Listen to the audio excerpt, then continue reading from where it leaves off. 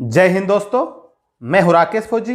दोस्तों, इस साल सीआरपीएफ के अंदर ट्रेड्समैन की वैकेंसी आने वाली है। लगभग मई जून के अंदर ये वैकेंसी आने की संभावना है और सीआरपीएफ के अंदर ट्रेड्समैन की वैकेंसी के साथ में कांस्टेबल ड्राइवर की वैकेंसी भी आती है।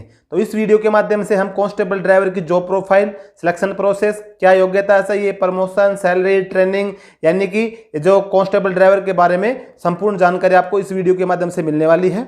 अगर आप चैनल पर पहली बार आए हैं, चैनल को सब्सक्राइब जरूर कर लें, वीडियो को लाइक नहीं कर लाइक कर लें। इसके अलावा अगर आप हमारे टेलीग्राम ग्रुप से जुड़ना चाहते हैं, डिस्क्रिप्शन लिंक मिल जाएगा, वहां से आप जुड़ सकते हैं।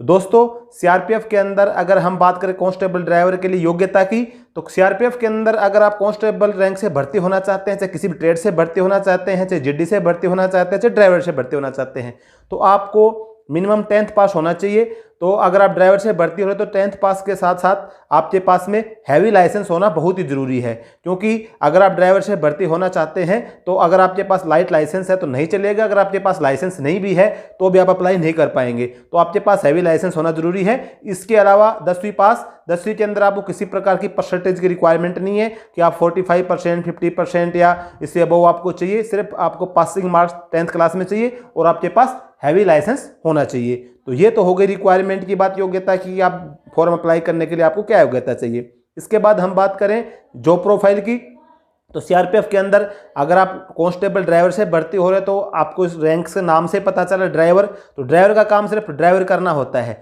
जैसे आर्मी वगैरह के अंदर, बीएसएफ वगैरह के अंदर, इनके अंदर क्या सिस्टम होता है कि जीडी के जवान ड्राइवरी भी कर लेते हैं, ड्राइवर से फिर कुछ दिन को जीडी में भेज दिया जाता है। लेकिन सीआरपीएफ के अंदर ऐसा कुछ नहीं है। सीआरपीएफ के अंदर अगर आप ड्राइवर रैंक से भर्ती हो गए तो आपको सिर्फ ड्राइवर का ही काम करना है। तो आपकी जो तैनाती होती है किसी भी बटालियन के हेडक्वार्टर के अंदर, जब आपकी तैनाती हो जाती है तो तैनाती होने के बाद में एक हेडक्वार्टर के अंदर एक जीडी की प्लाटून रहती है, इसके अलावा एक एमटी प्लाटून रहती है। तो जो ड्राइवर होते हैं इनको एमटी प्लाटून में तैनाती रहती है और इनका जो काम होता है वो ड्राइवरी का ही रहता है। आपको आपकी जैसे योग्यता के हिसाब से आपको गाड़ी दे दी जाती है। जैसे आप ट्रेनिंग कंप्लीट करके आते हैं, ट्रेनिंग के बाद में आपसे गाड़ी चलवा के देखी जाती है, आप कौन सी गाड़ी चलाने सकते हैं, उसमें आप एक्सपर्ट हैं, उसी हिसाब से आपको शुरू में आपकी उसी हिसाब से आपको गाड़ी दी जाती है। उसी गाड़ी का मेंटेन करना, अगर वो गाड़ी कैंप से बाहर जाएगी तो वो गाड़ी आपको लेके जानी पड़ती है। हर जवान के नाम से इंडिविजुअल 1 या 2 गाड़ी इंडिविजुअल रहती है, उस गाड़ी की साफ सफाई, मेंटेनेंस करना उसी ड्राइवर की जवाबदारी रहती है।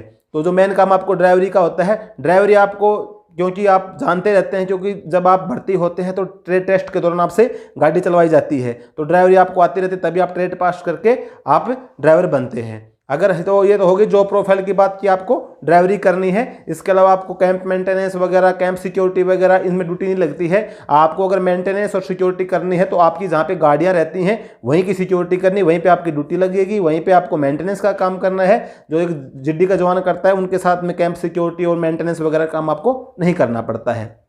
इसके बाद में हम बात करें इनकी ट्रेनिंग की, तो ट्रेनिंग जो होती है कांस्टेबल ड्राइवर की वो जीडी के जवानों के बराबर ट्रेनिंग होती है। यानी कि आपकी जो ट्रेनिंग होगी वो लगभग 1 साल की होगी। जो अदर ट्रेड से भर्ती होती है, ट्रेडमैन के साथ में 3 से 4 महीने की ट्रेनिंग आपकी नहीं होती है, आपकी ट्रेनिंग लगभग 1 साल की होगी। जीडी के साथ ही एक ही बैच के अंदर जहाँ पे जीडी के जवान ट्रेनिंग कर देंगे, सेम आपका जो ट्रेनिंग का शेड्यूल रहेगा, सेम आपको जीडी का ट्रेनिंग शेड्यूल आपका रहता है। तो ये आपकी ट्रेनिंग की बात होगी। हम बात करें प्रमोशन की, तो प्रमोशन कांस्टेबल ड्राइवर से हेड कांस्टेबल ड्राइवर बनता है, हेड कांस्टेबल ड्राइवर से सब इंस्पेक्टर, इंस्पेक्टर तक जाने का चांस रहता है। लेकिन मैक्सिमम जवान, अब अगर आप 60 साल की एज तक सर्विस करते हैं तो सब इंस्पेक्टर तक पहुंच पाता है। इसके अलावा अगर आप थोड़ा सा ज़्यादा एज में भर्ती होते हैं या आप कम एज में भर्ती हुए हैं तो उस पर डिपेंड करता, नहीं तो आप हेड कांस्टेबल से रिटायरमेंट आ जाते हैं, क्योंकि इसके अंदर प्रमोशन थोड़ा स्लो है और हेड कांस्टेबल के अंदर आपको ज़्यादा समय देना पड़ता है। सब इंस्पेक्टर बनने के लिए आपका रिकॉर्ड, इसके अलावा आपकी एज और आप कितने साल सर्विस करते हैं वो डिपेंड करेगा, नहीं तो आप हेड कांस्टेबल से ही रिटायरमेंट आ जाते हैं। ये बात होगी प्रमोशन की। अब हम बात करें सैलरी की, तो सैलरी एक जो कांस्टेबल भर्ती होता है सीआरपीएफ के अंदर, उसकी बेसिक पे 21,700 से शुरू होती है। चाहे जीडी का जवान है, चाहे ड्राइवर से है, चाहे वो ट्रेड्समैन से है। जब आपकी 21,700 बेसिक, उसके बाद आपको अलाउंसेज वगैरह टोटल करके आपकी लगभग 35,000 सैलरी बन जाती है फर्स्ट टाइम आप जब भर्ती होते हैं। अगर आपको इसके बारे में, पूरी सैलरी के बारे में जानना है तो मैं इसके लिए अलग से वीडियो बना दूंगा। उसके बाद में जब आपकी ट्रेनिंग हो जाती है, ट्रेनिंग के बाद में डिपेंड करता है कि आपकी पोस्टिंग कहाँ पे होती है, उस क्षेत्र के हिसाब से आपको अलाउंसेज वगैरह मिलते हैं। वो जीडी के जवानों को जो अलाउंस मिलेगा वही अलाउंस आपको ड्राइवर को भी मिलता है।